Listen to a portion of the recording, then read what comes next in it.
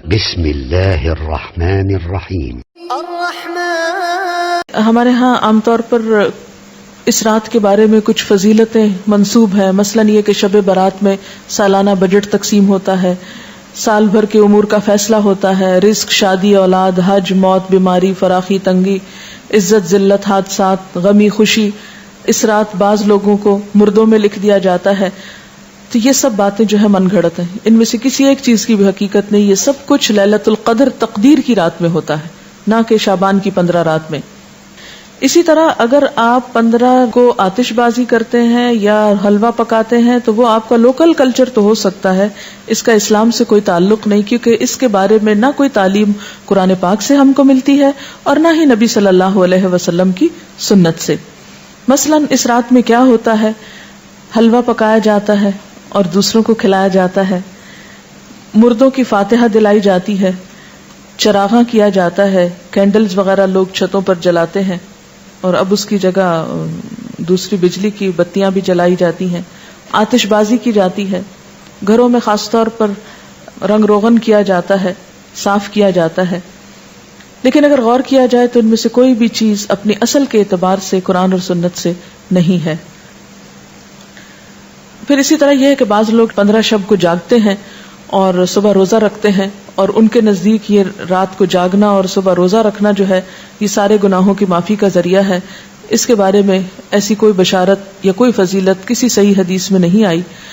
ایک ضعیف حدیث میں ایسی چیز ملتی ہے، اور شعبان کی 15ویں رات قیام کرو اور دن کو روزہ رکھو، کیونکہ اللہ تعالیٰ اس دن آسمان دنیا پہ تجلی فرما کر کہتا ہے کہ ہے کوئی بخشش مانگنے والا کہ اسے بخش دوں۔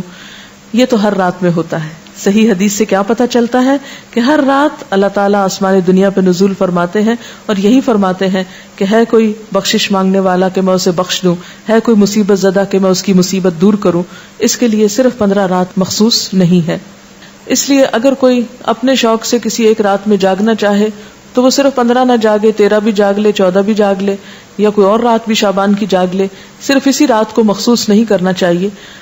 عام طور پر لوگ یہ کہتے ہیں کہ کیا فرق پڑتا ہے، کوئی نیکی کرتا ہے تو کرتا رہے، تو ٹھیک ہے، وہ ان کی مرضی۔ لیکن اگر کوئی یہ سمجھے کہ اس نیکی سے میرے سارے گناہ معاف ہو جائیں گے یا میرے اگلے پچھلے گناہوں کی صفائی ہو جائے گی، تو ایسی کوئی توقع نہیں رکھنی چاہیے۔ وہ تو یہ بھی ہو سکتا ہے کہ آپ کسی بھی وقت اللہ سے رو کر دعا مانگیں تو ہو سکتا ہے پچھلے سارے گناہ معاف ہو جائیں۔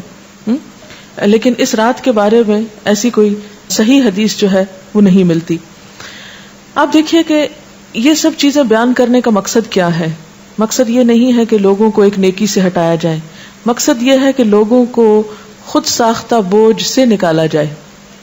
جب ہم دین میں کوئی چیز خود ایجاد کرتے ہیں، خود اس کی فضیلت بنا لیتے ہیں، اس کی پابندی کرتے ہیں، تو بسا اوقات ہم اپنے اوپر ناروا بوجھ ڈال لیتے ہیں۔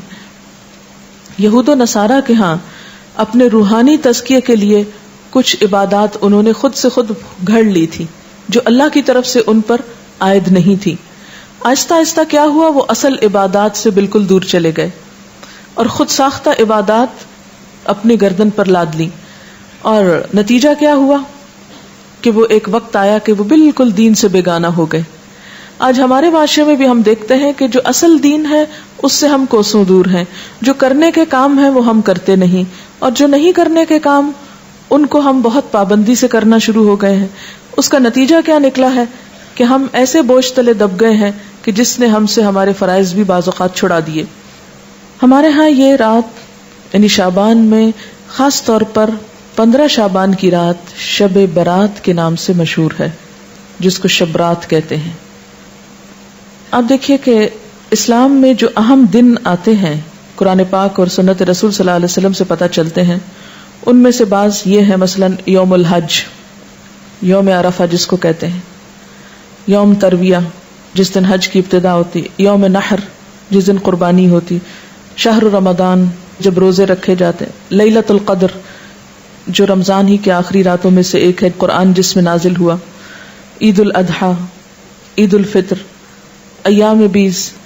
پھر اسی طرح یوم الجمعہ اس کی فضیلت آئی ہے، سورۃ الجمعہ بھی ہے، اسی طرح ایام تشریق ہیں، یا کچھ اور دن بھی ہو سکتے ہیں جن کا براہ راست ذکر جو ہے وہ قرآن پاک میں نہیں آیا۔ لیکن شب برات کا نام نہ کہیں قرآن میں آیا ہے اور نہ کہیں حدیث میں آیا ہے. شب برات نہ قرآن میں نہ حدیث میں. اس کی ایک وجہ تو یہ بھی ہو سکتی ہے کہ اس کا یہ جو لفظ ہے شب، یہ عربی کا لفظ ہی نہیں ہے. یہ کس کا لفظ ہے؟ فارسی کا لفظ ہے. اور اگر اس کے آگے رات لگاتے ہیں، شب رات، تو رات بھی عربی کا لفظ نہیں. اور اگر آپ اس کے آگے برات لگاتے ہیں، شب برات، تو برات بھی عربی کا لفظ نہیں. یہ شاید سنسکرت کا لفظ ہے جو شادی میں برات آتی ہے. بعض لوگ یہ کہتے ہیں کہ اس کا نام شب براءت ہے. براءت کہتے ہیں بیزاری کو، جیسے سورۃ توبہ کے شروع میں آپ نے پڑھا براءۃ من اللہ ورسولہ. سورۃ توبہ کی ابتدا اسی سے ہوتی ہے.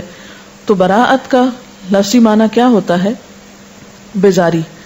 تو اس رات میں کس کی کس سے بیزاری اگر شب براءت کہتے ہیں، حالانکہ براءت کوئی نہیں بولتا. تو یہ اپنی ترکیب کے اعتبار سے بھی کوئی اسلامی ترکیب نہیں ہے، اور نہ ہی کوئی اسلامی اعتبار سے اس کی کوئی فضیلت یا اہمیت یا حقیقت بنتی ہے. شب برات جو ہے یا شب رات جو ہے، ہمارے ہاں عام طور پر باقاعدہ جشن کی شکل میں منائی جاتی ہے. حالانکہ اسلام میں جشن کے دن صرف دو ہیں، عید الفطر اور عید الاضحیٰ.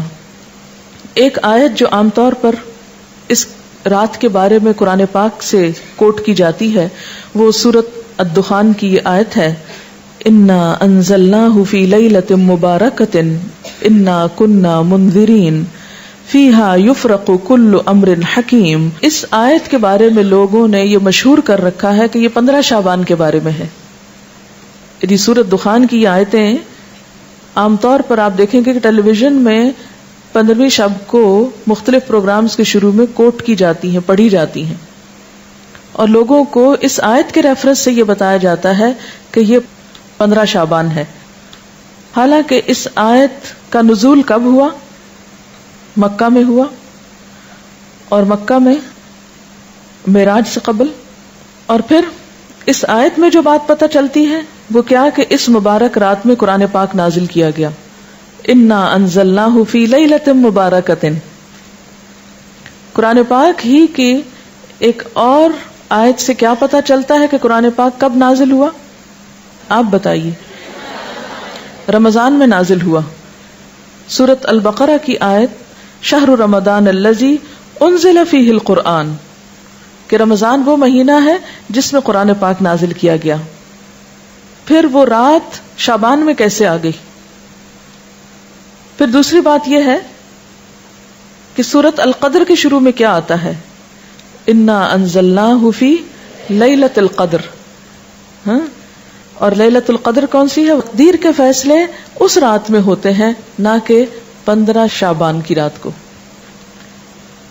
اور پھر آپ دیکھیں کہ اس میں ان آیتوں میں جو میں نے آپ کے سامنے سورۃ الدخان کی پڑھی ہیں، ان میں آتا ہے فیہا یفرق کل امر حکیم. فیہا سے مراد کیا ہے؟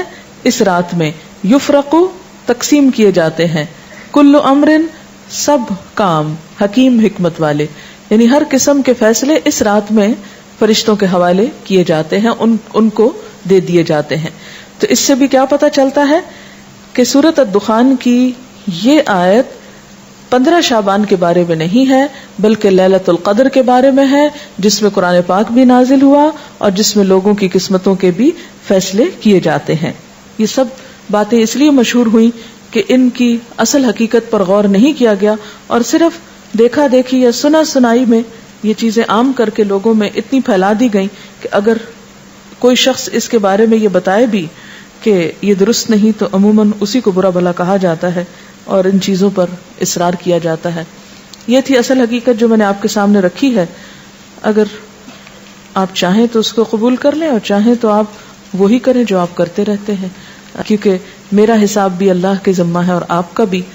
ہم میں سے کوئی کسی کا ذمہ دار بنا کے نہیں بھیجا گیا، ہر ایک کو خود جواب دہی کرنی ہے. فرض یہ بنتا ہے کہ جو بات انسان کو معلوم ہو وہ دوسروں تک پہنچا دے.